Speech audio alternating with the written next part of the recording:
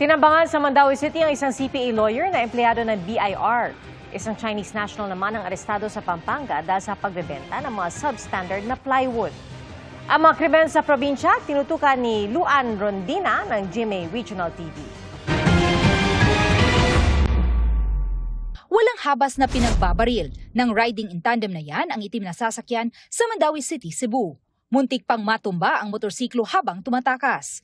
Ayon sa pulisya, lulan ng tinambangang sasakyan ang 54 na taong gulang na lalaking CPA lawyer at examiner sa BIR na noon ay papunta sana sa trabaho. Walay threat nga na-receive ang family but we do not know na mismo sa ato ang victim. So that's one way na ato sa puli-check ang iyang mga electronic devices kung like, sa iyang cellphone kung napa siya threat. Tinitingnan din kung may kinalaman ang negosyo ng pamilya sa krimen. Bumuo na ng Special Investigation Task Group para sa mabigyang linaw ang krimen.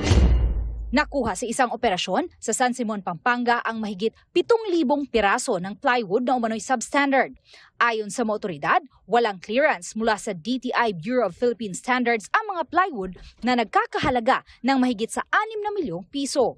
Inaresto ang isang Chinese national na inabutang nagbibenta ng plywood at iba pang construction materials. Nadiskubre rin sa lugar ang isang improvised hotgun o sumpak at 4 na slugs ng 12-gauge ammunition. Para sa GMA Integrated News, Luan Mirondina, nakatutok 24 oras.